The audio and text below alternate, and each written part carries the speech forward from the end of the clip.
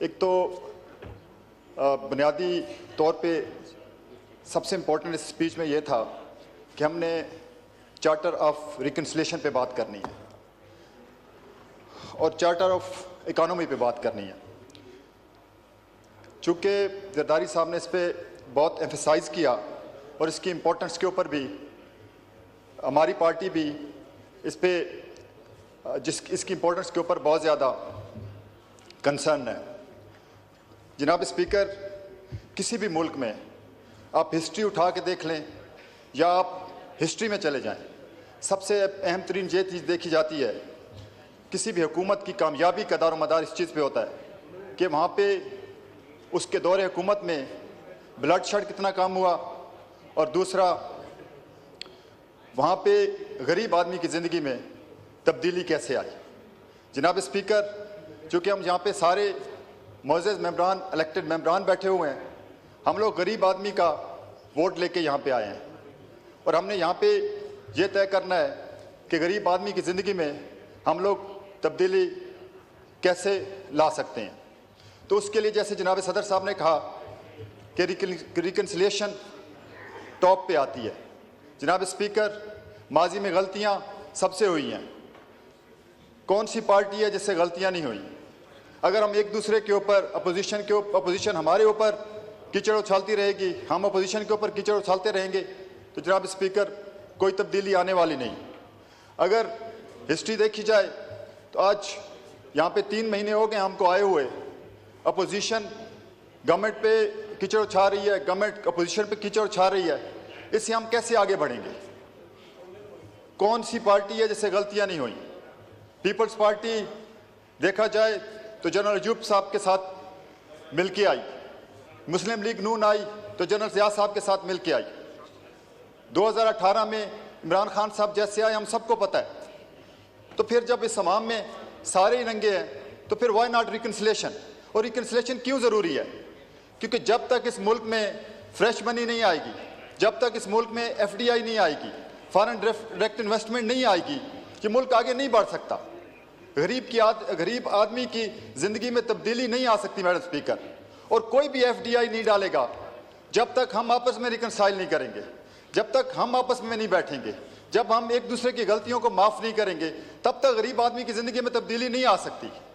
अगर मैं इन्वेस्टर हूँ मैडम स्पीकर, तो मैं जाके यमन में कैसे इन्वेस्टमेंट डाल दूंगा, जाके मैं फ़लस्तीन में कैसे इन्वेस्टमेंट डाल दूंगा?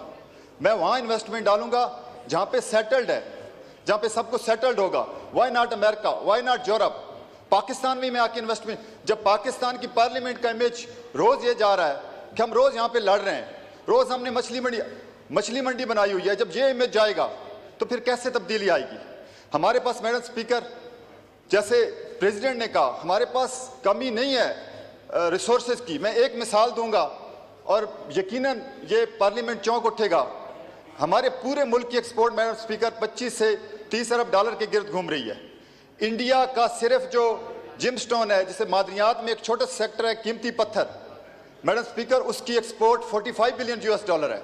और आप ये सुन के हैरान होगी मैडम स्पीकर कि वो उनके पास जिमस्टोन नहीं है, वो हमारे पाकिस्तान का जिमस्टोन यहाँ से स्मगल होके दुबई जाता है, बैंकॉक जाता है, और फिर वो सिर्फ कट एंड पॉलिश इंडिया में होता है, और 45 बिलियन US मैडम स्पीकर, और वो हमारा जिमस्टोन है। उसमें रूबी है, एमरल्ड है, सफायर है, यानी कि याकूत, जमुर्द। ये सिर्फ एक मिसाल मैडम स्पीकर मैंने दी है। और ये किसका काम था, क्यों जा रहा है? क्योंकि हमारी पार्लियामेंट ने कानून साजी नहीं की। इंडिया ने 1967 में इस पर कानून साजी कर ली, आपके बांग्लादेश ने इवन 2018 में कर ली, लेकिन हम आज तक अपने मादनियात के ऊपर कानून साजी नहीं कर सके। सिर्फ और सिर्फ हमने एक जिमस्टोन एक्सपोर्ट अथॉरिटी बनानी थी, और आपका ये एक्सपोर्ट जो है वो 45 बिलियन US तक पहुंच जाना। ये सिर्फ मादनियात की है मैडम स्पीकर। हमारा इंपोर्ट बिल 4 बिलियन US है मैडम, सिर्फ केमिकल का। अब सिर्फ आपका जो साल्ट रेंज है यहाँ से पंजाब और KP के अंदर, आप सिर्फ वहाँ पे केमिकल की इंडस्ट्री लगा दें, आपका 4 बिलियन US का बिल बच जाता है मैडम स्पीकर। यही सदर साहब यही फरमा रहे थे, उन्होंने जहाँ पे मिनरल रिसोर्सेज की बात की। इसी तरीके से आपका madam speaker soda ash, caustic soda, इसका रॉ मटेरियल पूरा हमारा मुल्क भरा पड़ा हुआ है। आपका सीमेंट इंडस्ट्री के लिए मैडम स्पीकर लाइमस्टोन, आपका पूरा पंजाब और केपी के लाइमस्टोन से भरा पड़ा हुआ है, ये हमारे मादनी रिसोर्सेज हैं। तो इसके लिए कब होगा मैडम स्पीकर? हम $1 बिलियन के लिए जा रहे हैं IMF के पास, लेकिन $4 बिलियन का इंपोर्ट बिल है। तो ये कैसे हमने करना है? इस पार्लियामेंट ने करना है। पार्लियामेंट ने अपनी रिस्पेक्ट बढ़ानी है मैडम स्पीकर। जब हम कानून साजी करेंगे रिसोर्सेज पे, अगर हम इन चीज़ों पे आएंगे कि हमने गरीब, तो एम्प्लॉयमेंट तो तब बढ़ेगी जब इंडस्ट्री लगेगी, इंडस्ट्री तब लगेगी जब हम अपने इंडिजिनस रिसोर्सेज के ऊपर तवज्जो देंगे। अगर हम आपस में लड़ते रहेंगे तो इन्वेस्टमेंट नहीं आएगी मैडम स्पीकर। इसी तरीके से हमारे पास एग्रीकल्चर में रिसोर्स है, दुनिया ने क्लस्टराइजेशन कर ली हुई है। सदर साहब ने एग्रीकल्चर पे भी कहा, उन्होंने SIFC के 5 सेक्टर्स के, उसमें एग्रीकल्चर भी है।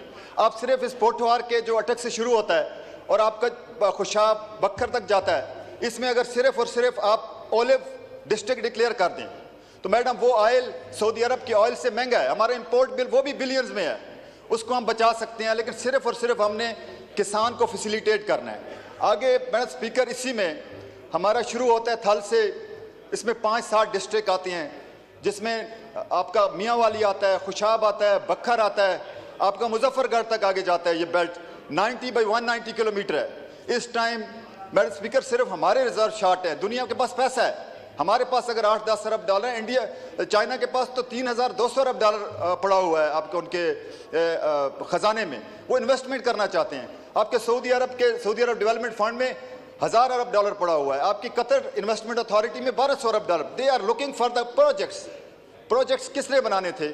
हमारे पार्लियामेंटेरियंस में बैठ के बनाने थे, क्योंकि मुझे नहीं पता कि इस टाइम मर्दान में क्या चीज़ अवेलेबल है, मुझे नहीं पता कि इस टाइम सिंध में क्या चीज़ है। तो उसके लिए मेरी एक सजेशन है मैडम स्पीकर, प्रेसिडेंट की स्पीच के तनाजुर में, कि हमें कोई एक ऐसा पार्लियामेंटेरियन को फोरम बना देना चाहिए जो इकोनॉमिक डेवलपमेंट का फोरम हो, जिसमें अपने अपने एरिया के प्रोजेक्ट्स, मुझे नहीं, जैसे फॉर एग्जांपल मोंचेडारो में क्या क्या टूरिज्म की एक्टिविटीज़ हो सकती है, वहाँ का MNA बना सकता है। मैं खुशाब से हूँ, मुझे पता है खुशाब में 2-3 मेगा प्रोजेक्ट्स किए जा सकते हैं। जैसे ये मैं बता रहा हूँ, थल अब ऑर्गेनिक फूड की डिमांड है इस टाइम, पूरा आपका जो मिडल ईस्ट है वो they are looking for organic food, Chinese are looking for organic food. Organic food के लिए बेसिक रिक्वायरमेंट है कि आपका वहाँ पे खाद ना लगी हो। तो हमारा पूरा थल 21 लाख एकड़ हमारे पास पड़ा हुआ है और उसमें खाद नहीं लगी हुई, नीचे इंडस और झेलम का पानी मिल गया हुआ है, पानी 40 फीट के ऊपर है। ये $1 बिलियन की इकोनॉमी है। अगर हम इस प्रोजेक्ट को SIFC में लेके जाते हैं वाया पार्लियामेंट, देखें पार्लियामेंटेरियन के एक्सेस सिस्टम SIFC पर कितनी आई डोंट नो, लेकिन प्रोजेक्ट सारे को पता है कि उनके एरिया में कौन से प्रोजेक्ट्स हैं। तो वो थल ऑर्गेनिक फूड पार्क का एक कॉन्सेप्ट है, हम वो कर सकते हैं। उसमें हमें सिर्फ किसानों को सोलर सब्सिडाइज देना है उसमें, क्योंकि खाद की ज़रूरत नहीं है। 2 इनपुट्स हैं, एक बिजली है, एक पानी है और खाद है, खाद की इनपुट नहीं है। तो उससे पूरा आपका थल ऑर्गेनिक फूड पार्क, ये $1 बिलियन की एक्सपोर्ट मैडम स्पीकर हो सकती है। तीसरा सेक्टर जो है उसमें सर साहब ने SIFC का जिक्र किया, वो मैडम स्पीकर टूरिज्म का है। अब टूरिज्म में हालत ये है कि हम अपने